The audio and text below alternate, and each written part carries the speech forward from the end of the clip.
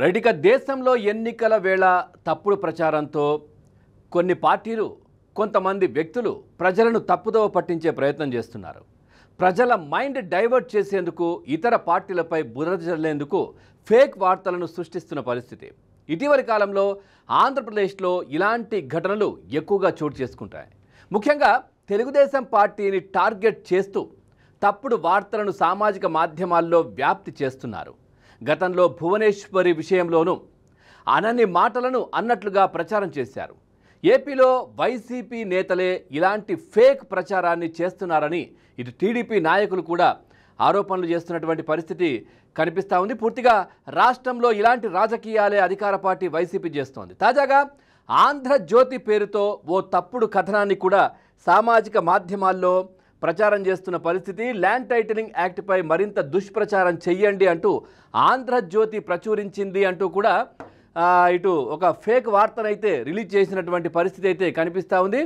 ఇక కొంతమంది ఆంధ్రజ్యోతి పేరును వాడుకొని ఓ రాజకీయ పార్టీకి లబ్ధి కలిగించేలా పేపర్లో రాని వార్తలను వచ్చినట్లుగా ప్రచారం చేస్తున్నారు. ఇటీవల తప్పుడు వార్తలతో ఆంధ్రజ్యోతి సంస్థకు ఎలాంటి సంబంధం లేదు. ఇప్పుడు ఏదైతే ఫేక్ వార్తలు ప్రచురితం చేస్తూ ఉన్నారో, వీళ్ళంతా సర్కిల్ చేస్తున్నారో, దీనికి సంబంధించి ఆంధ్రజ్యోతికి ఎట్లాంటి సంబంధం లేదు.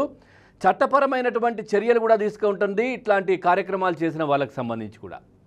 ఇక పూర్తిగా కూడా ఒకసారి చూస్తే అంటే ల్యాండ్ టైటిలింగ్ యాక్ట్పై మరింత దుష్ప్రచారం చేయండి అంటూ చంద్రబాబు నాయుడు కార్యకర్తలకు సూచించారంటూ ఓ వార్తను అమరావతి ఆంధ్రజ్యోతి డేట్ లైన్తో సోషల్ మీడియాలో వైరల్ చేస్తున్నారు. ఈసీ ఆదేశాలు పట్టించుకోవద్దంటూ చంద్రబాబు చెప్పినట్లు ఓ తప్పుడు వార్తను కూడా వైరల్ చేస్తూ ఉన్నారు. ఇక ల్యాండ్ టైటిలింగ్ యాక్ట్ ఎంత ప్రమాదమో ప్రజలకు వివరించాలని మాత్రమే చాలా సభల్లో చంద్రబాబు నాయుడు చెప్పారు. అంతేకాని ఈ చట్టంపై దుష్ప్రచారం చేయాలని కానీ ఈసీ ఆదేశాలను పట్టించుకోవద్దని కానీ ఎప్పుడూ చెప్పలేదు. అయినా ఆంధ్రజ్యోతి పేరుతో ఓ తప్పుడు కథనాన్ని కూడా ప్రచురించారు. ఇలాంటి వాటిని ప్రజలు నమ్మొద్దని కోరుతున్నాము.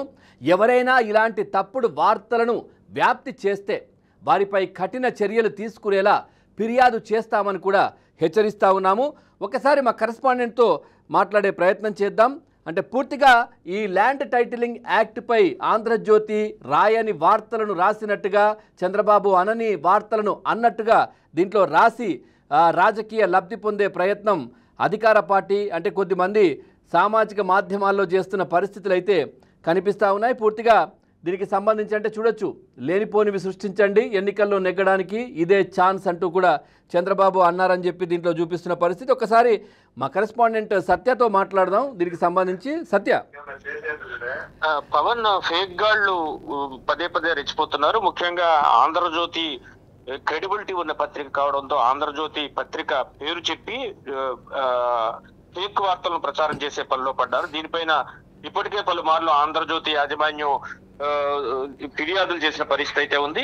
మరోసారి ఈ ఫేక్ వార్తలను ప్రచారం చేస్తే కనుక కఠిన చర్యలు తీసుకుంటాం, న్యాయపరమైన చర్యలు తీసుకుంటామని కూడా చెప్పడం జరిగింది.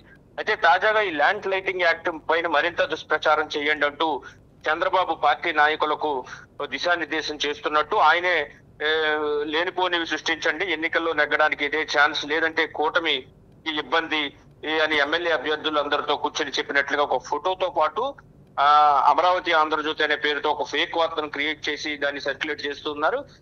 ఇప్పటికే ఇటువంటి సోషల్ మీడియాలో ఇలాంటి ఫేక్ వార్తలను గనక ప్రచారం చేస్తే గనక ఆ పార్టీ దృష్టికి వెళ్ళిన వెంటనే 3 గంటల్లోగా దాన్ని ఇమీడియట్ గా తొలగించాలి. తొలగించిన పక్షంలో ఆ సంబంధిత వ్యక్తి ఎవరైతే ఉంటారో అతనిపై చర్యలు తీసుకుంటుంది ఎన్నికల కమిషన్. కేసు నమోదు చేసి సీరియస్ యాక్షన్ తీసుకుంటుందని చెప్పినప్పటికీ కూడా ఇటువంటి వార్తలను ప్రసారం చేస్తున్నారు.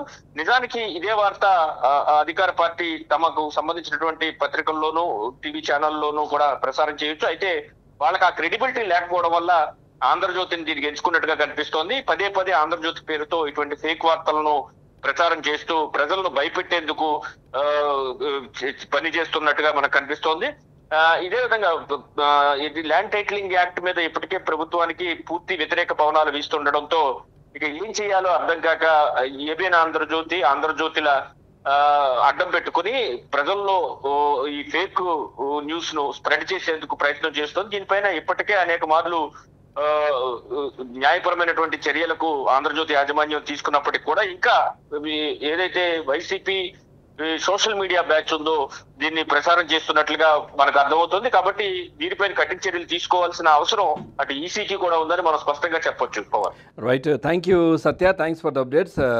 రైట్, చూస్తూ ఉన్నాం పూర్తిగా అంటే దీనికి సంబంధించి ఒక ఈ ఫేక్ వార్తనైతే ప్రచారం చేస్తూ ఉన్నారు. అధికార పార్టీకి సంబంధించినటువంటి ఛానల్ కావచ్చు, వాళ్ళకి సంబంధించిన పేపర్ కూడా ఉంది, ఆ పేర్లతో కూడా చేయొచ్చు, కానీ వాటికి అంత క్రెడిబిలిటీ లేదు, ప్రజలు నమ్మే పరిస్థితి లేదు. దానికోసం ఒక మంచి గుర్తింపు కావచ్చు, మంచి వార్తా సంస్థగా పేరున్నటువంటి ఆంధ్రజ్యోతిని దీనికి ఒక పావుగా వాడుకునే ప్రయత్నం చేశారు. సో ఆంధ్రజ్యోతి ప్రచురించిందంటే ప్రజల్లో పూర్తిగా నమ్మకంగా వెళ్తుంది, ప్రజలు కూడా నమ్మే పరిస్థితి ఉంటుంది. కాబట్టి ఆంధ్రజ్యోతిని అడ్డుపెట్టుకొని ఆంధ్రజ్యోతి పేరైతే వాడుకొని ఆంధ్రజ్యోతిలో ప్రచురితమైంది వార్త అంటూ కూడా ఈ అధికార పార్టీ వైసీపీకి సంబంధించిన సోషల్ మీడియాలో కావచ్చు దాంట్లో ప్రచారాలు చేస్తున్నటువంటి పరిస్థితులు అయితే కనిపిస్తూ ఉన్నాయి. ప్రజలు ఎవరు కూడా వీటిని నమ్మొద్దు. ఇలాంటి విషయాలు ఏదైతే స్ప్రెడ్ చేస్తూ ఉన్నారో స్ప్రెడ్ చేసే వాళ్ళకి సంబంధించి కూడా పూర్తిగా కఠినమైన చర్యలు కూడా సంస్థ తీసుకుంటుంది అని కూడా సంస్థ యాజమాన్యం కూడా దీనికి సంబంధించి కూడా చెప్తా ఉన్న పరిస్థితి.